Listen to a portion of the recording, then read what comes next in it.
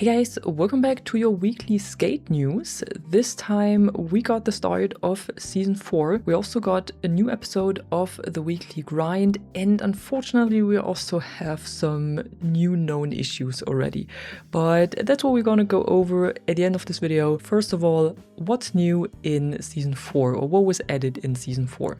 So when you boot up the game now, the first thing that you will probably see is this page right here where you get the Skate Premium Pass recommended, either in the normal version for 1000 Sen V-Bucks or the Premium Plus for 2000 Sen V-Bucks. The difference between those two is simply that with the Plus Pass you will get an additional 4000 ticks, so you won't have to grind for them through tasks or challenges, but you can basically start to unlock stuff in the pass before you even start playing the game. When looking into the pass, you will find different branded items again, for example from Nike SB or Huff or Vans as well. Overall, at least for me personally, the stuff that is in the pass this season doesn't really fit my style as much as the last season, but I think that's completely personal preference. What's also new in Skate Pass this season is that we have 2 additional pages. So these are the last 2, and here you can unlock a lot more Sen V-Bucks than you would be able to unlock through the former pages. So you can basically get more money back than you actually spent for the pass. If you have a lot of ticks left at the end of the season, then these are definitely well spent here. You can of course also still find the Legacy Pass from season 3 if you haven't completed it yet, or maybe if you forgot to unlock something that you definitely wanted to unlock, then you can still do this. The season 3 pass will still be available until the end of season 4.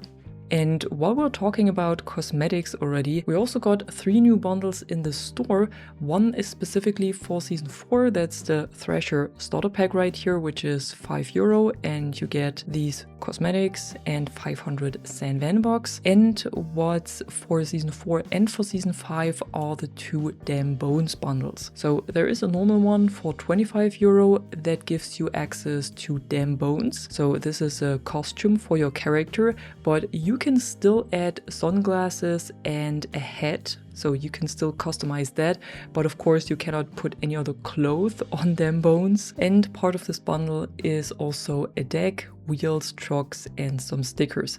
And of course 2500 Sen V-Bucks. And then the more expensive bundle is the Deluxe bundle, which is €50, which is quite a lot actually, but this will give you 5000 Sen V-Bucks. It will give you access to the Skate Premium Pass. It will of course also give you access to Damn Bones, to its head, to another deck, some more clothing, and to some more tattoos. And you will see me skating around with this bundle, or actually with both of those, during this video, so you can get an impression of what it looks like in the game. But for transparency, of course, I got this bundle for free from EA. I didn't buy it myself. Now, moving on to the tasks and challenges and what has changed here. So of course we got new tasks and new challenges with season 4, and the daily tasks are now shown directly in the hub, so you can cycle through them without having to click on them. And what you can do as well is that you can pin tasks now, no matter if daily, weekly, monthly, or the new mastery tasks. And if you pin them, you can pin up to 3. You will find them in the pinned tab, and then when you go back into the game, you can see them in the top left corner and can basically cycle through them by pressing the right stick. So this way you can follow your tasks and track them a lot easier. And I've mentioned it already, we also got some new tasks. So the Owned a Lot tasks seem to be gone, but instead we have mastery tasks now, and these might take a little bit longer to complete and will give you access to some more unlocks. So in this case of the first set of those mastery tasks, it's another 800 ticks and a sticker. As for the challenges, you can now find new ticks challenges in Sen Ven, and of course also in the stadium, the new area, but more about that in a second. I couldn't find any new challenges on the Isle of Grom though. I went over there just briefly to see how the lighting has changed and what it looks like now.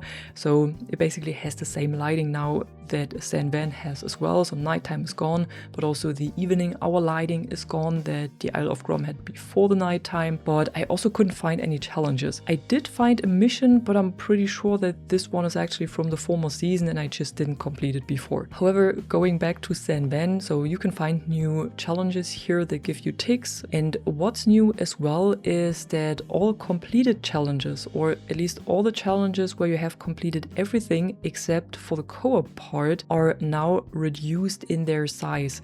So it doesn't look as overwhelming anymore, and it's a lot easier to spot the challenges that you haven't fully completed yet or that you haven't completed at all compared to the former seasons. And in the top right corner, where you can see the level that you have in the different neighborhoods, you can now also see how many challenges you have completed, how many missions you have completed, and how many of the fast traveling points you have unlocked in this neighborhood.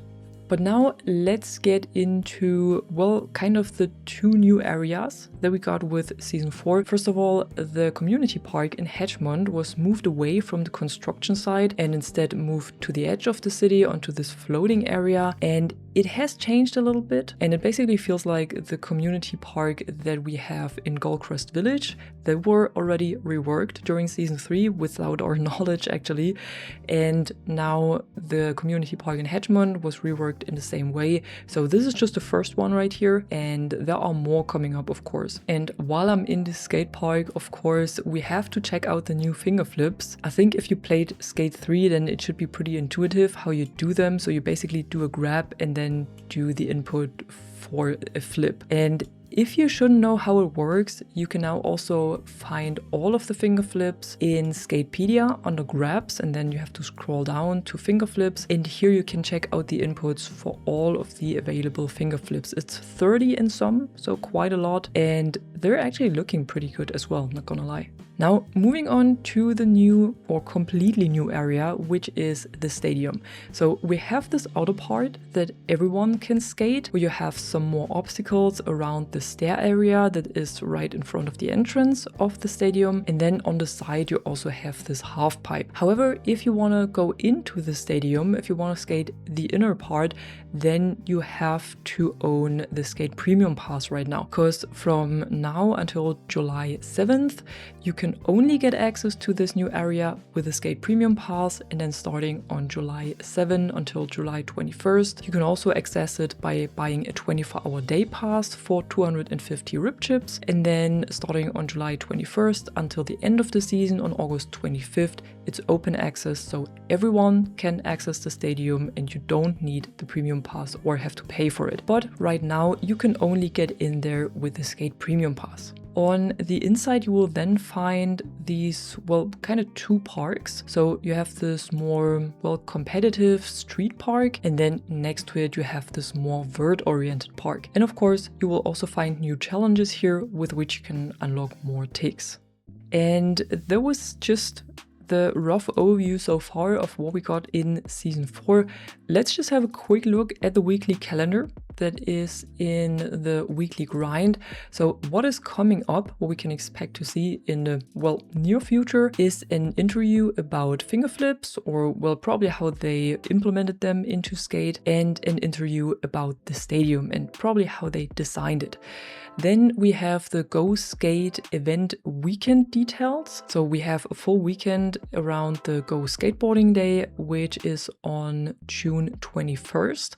So I'm sure that this weekend event will also be held around this date. And then we also have a finger flips contest coming up. And talking about contest already, we also got the winners of the Nike SB contest. These were selected and they were also announced in the weekly grind episode. If this is one of your clips, then you're one of the lucky winners, but you should have also been contacted by the devs already that you have won. And then we have a lot of fixes that were made with the Season 4 update, and I've read through it already before I recorded this video, and I noticed that some of those were mentioned in the patch notes, but not all of them. But actually, a lot of them were on the former known issues list. So I'm just gonna read through the full thing again, so you know that some of the stuff that might have bugged you in the former season was actually fixed. So what was fixed are duplicate product boxes appearing for all 3 neighborhoods in the store with an insufficient funds error, some trophies and achievements that were not registering if done on the Isle of Grom. If you did adjust your video settings on PC, this could cause other settings to change. This was fixed as well, hopefully. Character texture flickers when the Pipe Dream challenge starts. Players cannot grind on the rails of the stadium parking entrance. Sometimes when editing in the replay editor, players are unable to exit. Speedline challenges can end too soon while you are in a sequence due to the final bearing placement. The notification denoting when a friend comes online can randomly trigger multiple times. This should also be fixed. Skaters seem to pass through the board when having specific height. The game sometimes crashes when a 4th player joins the party. When accepting a party invite on Xbox Live or PlayStation Network, the party invite still appears even though you are already in the party. Spin degrees in the trick feed are sometimes inaccurate. The graphical glitches that were present in the UI when using AMD GPUs should also be fixed. The activity count on the Isle of Grom zone entrance should now show the correct amount of completed challenges. The flags on the Isle of Grom did unintentionally cause skaters to bail. Players often don't receive notifications for completing and progressing tasks. Quick ollies had incorrect height and forward boost when performed during grinds. Returning to a session marker while getting unstuck could get the player stuck on a black loading screen. The HUD disappeared after starting a challenge. Sometimes players got stuck in a loading screen when fast traveling. Then reverts sometimes caused skaters to look into the wrong direction. This was actually in the patch notes, and automatic reverts sometimes did over-rotate beyond 180-degree. Grinds sometimes failed to log in. Roll-ins did activate unintentionally or took over priority over grinding on a lip. Drop-ins sometimes caused the back truck to get stuck, causing a slam, and skaters' animation stutter or bail when landing a hippie jump while in the air. This should all be fixed. I know it's a long list, but you might have noticed as well that only some of this stuff was in the patch notes and not all of it, so I thought I'm gonna go over it again. But like I said before, we also got a pretty long known issues list already. This is new. These are all the bugs and issues that came in with the Season 4 update. So what's still an issue is that some players are unable to export in MP4 format. Players can get soft locked when using the replay editor. Skaters lose momentum during a hippie jump if you talk into a ball. After turning the world traffic setting off and on, then some cars will become invisible but can still hit you. After finishing a co-op challenge, party members' names will swap with random names during the celebration screen. Players cannot change who they spectate after using the triggers in the menu. Player models glitch while in switch or fakie stance. Rarely a black screen appears when starting a challenge or throwdown on PS4 and Xbox One. Pinned tasks, so the new feature that we got, do not remain pinned when the game reconnects after inactivity. The news button fails to redirect to the correct offer. Changing the graphics preset doesn't update the settings shown at the bottom of the graphics screen as it should be. The first step of the Help Wanted mission gets crossed out and doesn't progress when arriving at the target area. In this case, just reboot the game and it will automatically progress to the next step. If the player has any kind of mission outside of scavenger ones tracked, once they log in and track the scavenger hunt mission, the mission cannot be progressed. If you reboot the game, this should also resolve it. Finger flips are missing the switch and fakie tags in chapter 1. Memory leak crashes can happen related to the UI. Skate sometimes crashes when accessing the tattoos category of the store. Sometimes UI elements break after a short period of play, and often players can't climb the scaffolding of the M-Corp tower. And one more issue that is present right now is that there are reports of players not receiving purchased items after spending real-world currency following the Season 4 update. A workaround for this, or a solution for this, is that you can simply restart the game and log back in and then it does show up. Or you can go to the link that is shown here on the post as well and then write what's missing and what your name famous and so on in this thread, and then the devs will care about it. I'm gonna put the link to this in the description below in case you're running into this issue. However, one tip from me if you're running into this issue, what worked for me, because even though I got the Bones bundle from the devs, I still have to redeem it, and this didn't show up for me when I started the game through Steam. But what worked is when I installed it through the EA app and then started it through the EA app, this is what pulled this bundle for me, and then it also worked on Steam. So this might be a solution as well, to basically install the game 2 times through Steam and EA, and then just start it through the EA app, and then you can start it on Steam and it should work as well. And yeah, that was it for today. These were all the news that I had to cover for this week. So if you enjoyed this video right here and you want to stay tuned for more videos like this, then be sure to drop a like and subscribe. And I'm gonna see you in the next one. Bye bye.